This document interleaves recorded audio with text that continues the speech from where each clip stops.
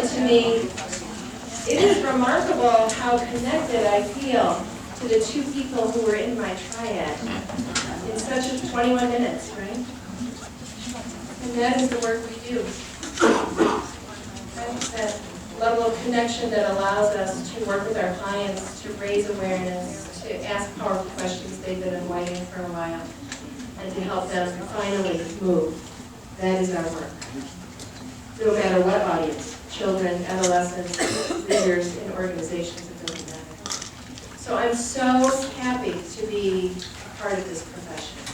I told George earlier today, I so miss as an MCC, in the old days when we renewed, we had to answer a few questions that proved that we were contributing to the profession.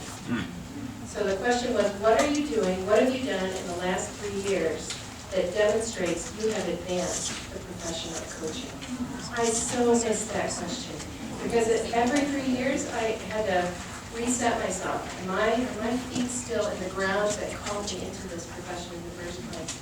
So even though we don't have to answer that anymore, Scott, and the other MCCs in the room, I think it's a good question for all of us to ask. What is my contribution to this phenomenal work that we do? We are so lucky this morning that we have George Rodgers in the room with us. What I love so many things about George, but what I love you're about to hear from him is his accent. Oh my God, he has the most lovely accent. It's in Chicago. Where's James? We're picking on James. Yeah, there are many other things I love about George. He has been at the head of the PCC market team that I'm a part of, and does such a beautiful job of keeping us on track and making sure we understand the history that got us to where we are today, so we can move forward in a powerful way. And I don't know who else could do it, definitely not with the style that George does, so it's an honor, really, to be in this conversation with you. I asked George if he would start by telling us a little bit about himself so you can hear his accent. We'll start with that, George. Who are you? Thank you. And I have been to Chicago. It's taken me close to 60 years to develop this Kentucky accent, so I apologize for that. I will apologize for my voice between the Delta airplane air and the wind tunnel hotel room last night. I think I'm losing my voice, but it's really great to be here. And I was thinking earlier about almost 8 years ago, I was retiring from a 29-year career in public education as an assistant superintendent. I had my retirement party and a reception, and all these nice people came, and I went home that night and had dinner with my wife and my kids, and the next morning I got up and I went to ICF headquarters and started my work with ICF. Now, there had been a little bit of preparation for that, but I had about a 6-hour retirement from one career to another, and I really was interested in this because in coaching and in working with the ICF, because it was an opportunity to continue to impact people's lives. I'm not a coach. My role has been in the area of looking at the processes that we're using, looking at the work that is being done to try to make it better, try to make it more professional. So one of the first things after I'd been there for about I knew this before I started, but I was told that you're going to be going to your first board meeting. It's in Alexandria, Virginia. So we're going to take you and you're going to meet the ICF board in January of 2007. And one of the events around that board meeting was a reception with the DC chapter. So I went to the board meeting, met some of the board members, started my work there, and then I went to the chapter reception. And what was really great and what I'm still remember from that was coming away feeling how passionate, how interested, how much effort there was being put into making coaching a great profession. And so that's motivating for me, as is being here today. So it's nice to come back to DC, and it's nice to hear conversations like this, because it really is motivating to make me want to continue to do the work that I'm doing, try to make things better, and listening to you all day. And I know that's true because his eyes have been twinkling since he got here and has been listening to you all. So what I have in my lovely hands here are some questions that were put together that represent the concerns and interests of those of you in the room. You you will have a chance to ask additional questions a little bit later on, but we're going to hit some of the big ones first that and I warned George about them, so he came prepared to answer these questions. Yeah, I'll leave it at that. So I'm going to launch with my first question, George. There you go. All right, so what is the purpose of credentialing? Well, What does it do? no, I apologize, I'm probably going to walk around. So, with almost any credentialing program, whether it's for coaches or whether it's for air conditioning repairmen or who it's for, the purpose really is to protect the consumers. Consumers need to have some kind of assurance that the product or the service that they are getting is being done by someone who's well qualified to do that. So a few years ago, the ICF board and we had a big discussion. Let's be really clear about what the purpose of ICF credentialing is. And we identified really three things. Actually, I think I have a slide, and I apologize. I don't have a very linear slide presentation here. But we talked about that credentialing, first of all, is to protect consumers of coaching services. But it's also to measure, and a byproduct of that is you want to be able to measure the competency of individuals who are providing that service. So a lot of the things we work on are around that measurement process. How do we know? And I'm going to talk a little bit more about that, I think, later with some of the questions you're going to ask about how we do that measurement. But the other really important part of it is to inspire continuous development, to have people continue to be motivated to learn and grow. That's one of the reasons we have the path of 3 credentials, ACC, PCC, MCC. I'll probably say this again later too, but we don't want MCC to be the end of the trail. Or perhaps even not getting a credential. Getting a credential is not necessarily the most important thing to you, but continuing to learn and continuing to develop really is. So that's the path that we would like to have people on, is that it's not a destination, it's an ongoing journey. And you all are doing that today by your participation in an event like this, where I'm sure that you're going to go away and learn some things, thought about some things that are going to help you in your practice and support. But again, our purpose is protect consumers, inspire growth, and we're measuring competence. Can you say a little bit more about that journey, the kind of the path that the ICF sees for a typical coach? Actually, I have kind of a slide. This is the benefit of sending your questions ahead. That's right. Now, this is a possible journey or a typical journey, but it's by no means the only journey. I'm not sure if you guys over here can see the slides or not. And this is a really simple thing, but one of the things that we observed is a lot of people come to coaching first with just an awareness of it is, I get the Monday morning call a lot of times. Somebody will call and say, hey, I just read this great article in Wall Street Journal or in Forbes or something about coaching, and I want to learn more about it. So they have an awareness. That's kind of the first place that people start. A lot of people work with a coach. That's one of the first steps they take. They start to think about that as something that they see value in, something that they want to do moving forward. And that's when they start looking at coach-specific training and mentoring. They start wanting to be prepared to become a coach. They gain experience. They start coaching, maybe a lot of people will start coaching colleagues or coaching family. Then they take the big step and they say, okay, I need to really have an external verification that I'm really doing well with this, and that's when they move into the credentialing process. That's when they seek a credential. But again, as I said, that continuing learning, growing as a professional coach is what is the continuation of the path. Now, a lot of people don't take this path, and some people get to one place in this and they say, you know, this is enough for me, I don't need to go for a credential. Or I'm going to go more into teaching, or I'm going to go more into research. They take lots of different paths. But we do know that a lot of people start with that awareness level. So they found something about coaching that was useful for them, they thought could be useful for others. And that's the way that they start. It's one of the reasons, though, again, we have created, we've had this path for credentialing of ACC, which we consider the entry level, PCC at the professional level, and MCC at the master level. Those are external verifications that you are continuing on that path. Do you want to jump to your slides and move from them, or shall I continue with the questions? What's going to work better for you, George? Well, let me back up just a minute. Yeah. Just a little bit more background.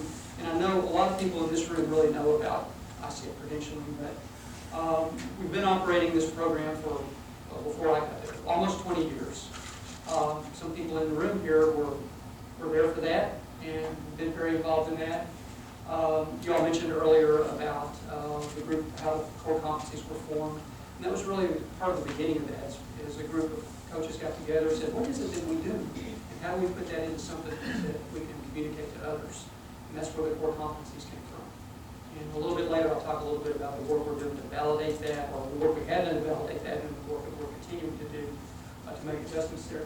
But as of when I left the office on Thursday, we have more than 15,000 individuals that hold an ICF credential, 103 countries, I believe, around the world. We are delivering assessments in about 13 different languages. We need to have actually a few more, but we continue to have emerging markets there. Membership-wise, the ICF has about 25,000 members around the world, continuing to grow at just exponential rates.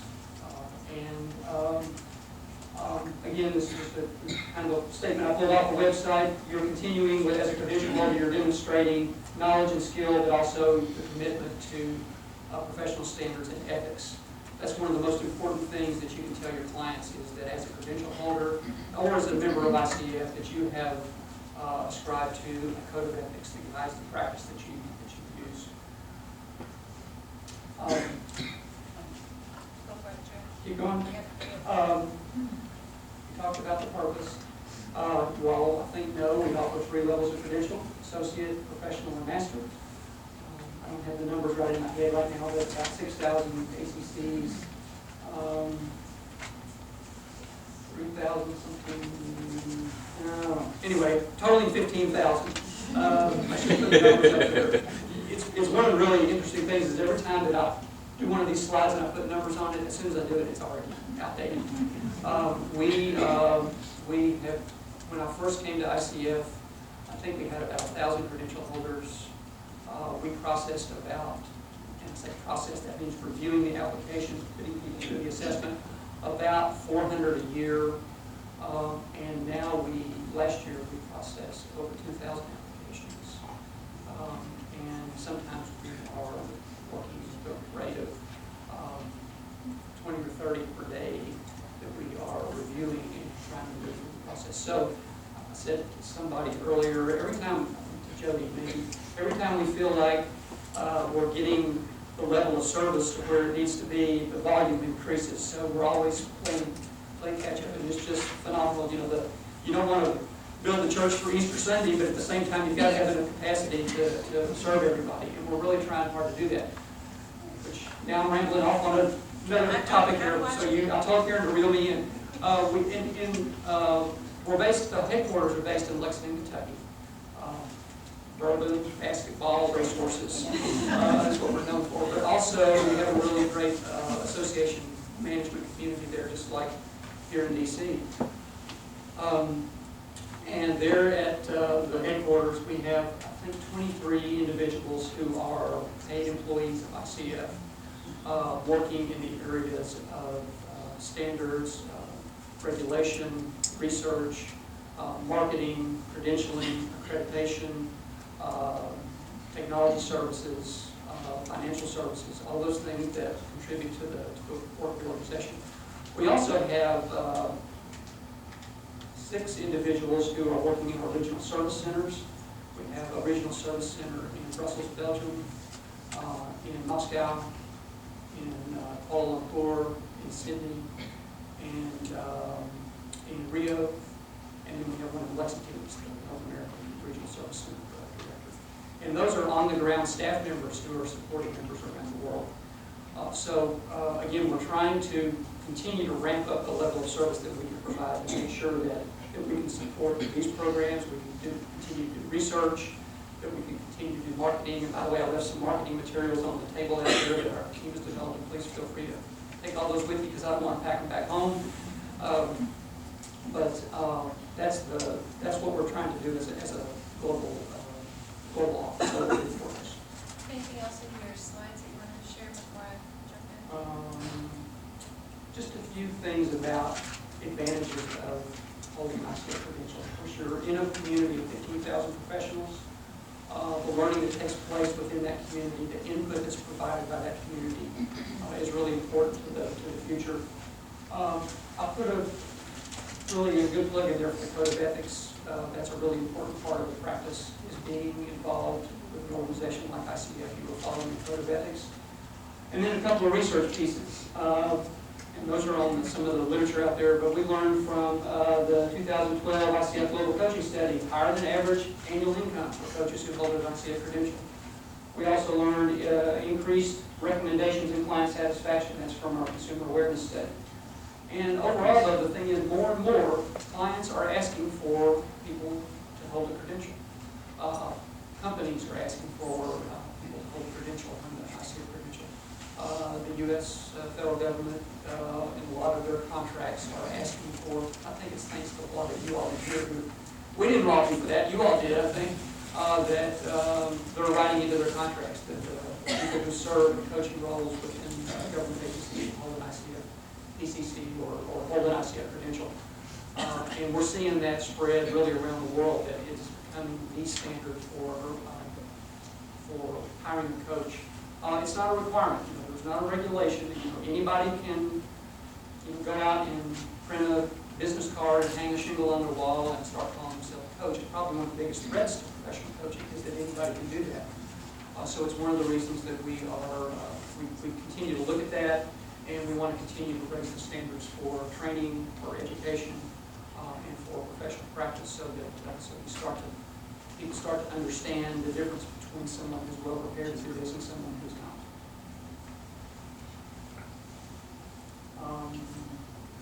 Just real quick about the credential, all of them, I'm not going to go into specifics of each one, but all of them do require a certain level of experience, a certain level of training or education. They require mentoring, which in some ways is kind of individualized training. And they also, of course, an agreement to follow the Code of Ethics. And then a really important part, and I may say this until we have a few more questions, is about assessment, because we do an assessment process where we're assessing knowledge and skill, or the training program that you're going through is assessing knowledge and skill. I'll get into that more later. But that's our qualifications. So let me pause you here. Just based on what George has shared so far, any questions? I know we had this one. Yeah. How much of the work that you do is, I have sort of two questions, looking across at what other coach credentialing organizations are doing like the ICA, and then if you looked across at all the ones we're aware of globally, what are the number of certified coaches, and how do you sort of share best practices in credentialing, assessing knowledge and skill?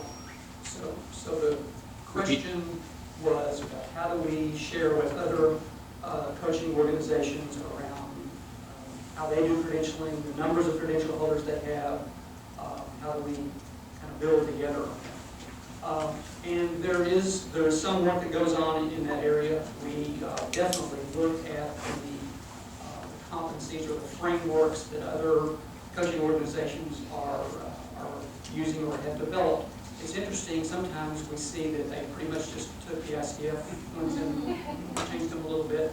And in some ways there's a different maybe approach in some ways to the level of detail they get into, or for example, the European Mentoring and Coaching Council has a focus more on what they call mentoring along with coaching. So they have a list of 50-something competencies. But along those lines, one of the things we did a couple of years ago was a team from ICF, subject matter coaches and subject matter experts, and a group from the EMCC got together and they say, where do we line up and where do we not line up? Where are the gaps? We're not trying to say there's going to be one set of competencies, but we did want to see where there are differences, where there are gaps between the two approaches. We've also done that we're starting to do that with other organizations as well. In terms of numbers, I think we are far exceeding, and it sounds like the competition. In some ways it is, but we are looking at where the attraction is, what types of programming people are interested in, what is meaningful to them. And right now, I'll have to say that the focus has turned toward ICF as around the world's credential that people want to have. There is certainly nothing wrong with having multiple credentials. All the programs have a little bit different approach. I'm not expert in any of those other than ours, ICF's. But there is probably value in all of those, but different approaches. Some are much more of a knowledge base. Some are more of a reference base where they're looking at your past work, those kinds of things. Some are interview based, but again, all trying to get to the same goal of measuring competence and protecting consumers. Thank you. And you had a question as well, sir? I was just curious if you could just hang some approximate numbers on ACC, PCC, and MCC today. I can. I'll look those up and I'll give them to you before we go. I think it's on the website. Yeah, and as you said before, they change. The minute you say them, they change anyway, so. All right. So I have another question for you, George. What's up with this written exam? What is that? Why do we have it? What's that about? Okay, so I have a slide. Okay, so we're looking at two types of assessment that we do. Knowledge assessment and performance assessment. So knowledge assessment is, what does somebody know? The way we are measuring that is through this written exam. And let me, remember I said my background is in public education. So I don't know if anybody's familiar. Anybody in here trained as a teacher? So Bloom's taxonomy. Bloom's taxonomy is a way of looking. This is actually Bloom's taxonomy of cognitive domains. There are two other domains as well. This is the one that's most relevant. This is not ICF policy or anything. This is just a way strategically of looking at what it is that we're trying to measure when. The foundation of Bloom's is that you start learning something about first really just having awareness of it, developing some general knowledge about it, and as you move up through this pyramid, you develop the ability to apply some of the things that you learn, then apply them at a deeper level, begin to do analysis about other situations where that knowledge contributes to your understanding. And then at the end, not the end, but at the highest level, being able to create new knowledge or be able to synthesize, evaluate from all those things that you know. So it's a really great framework to me for what we're trying to do with the ACC, PCC, MCC. At the ACC level, we're measuring knowledge, we're measuring comprehension, we're measuring some application. We're doing that. The tool we picked to do that with was the coach knowledge assessment, which is the written exam. So the way we developed this, about 6 years ago, we conducted a formal job analysis. And the job analysis was a body of work that we did to try to learn what the coaches do in their work, what knowledge do they need to have, what skills, what traits, what tools do they use. And the way we did this was we brought together a panel of subject matter coaches as subject matter experts, and we had them develop a survey. We had them really sit in a room together for 4 days, I think, and they came up with all these things that they did as subject matter experts. They were well-qualified incumbent workers. Okay, they were people who were actively coaching, very knowledgeable. And we brought those people together and we said, what is it you do? Just like the original kind of founders of ICF did when they were forming core competencies. What is it we do? We put that into the form of a survey. And we sent that survey out to about 15,000 at that time, the community of ICF coaches, plus people from other coaching organizations. And we said, tell us how important it is in what you do. Is it not very important or is it really important? So from that, we got back a really strong validation of the core competencies as the thing that coaches do. And that's not surprising because we were asking mainly ICF coaches. But we learned a lot about and really validated the core competencies. They were a very useful framework for what people were doing as coaches. From that, we said, okay, if this is what they do, then this is what we need to measure to see if they know how to do that. So we then put another panel together and we developed a test blueprint. And we wanted to look at, okay, what's the best way to assess this? Do we assess this by some kind of written test, or is it a performance that somebody has to do, or is it an essay that somebody has to write, or is it a personality assessment, or what is it that we need to do to measure? And after lots of deliberation, we decided we needed this community of subject matter experts. And we worked actually with some experts in test design who partnered with us on this, that we were going to develop for the knowledge part of this assessment. We're going to use a written assessment. So then we brought together another team of subject matter experts, and we wrote about 300 questions. Writing test questions, if you haven't done that before, is really a challenge, because you have to have a balance between, for the responses, between what's obviously not the right answer and what's a plausible answer. So anyway, we spent a lot of time developing these 300 items. Winnowed that down after yet another group validated those items down to about 155 items.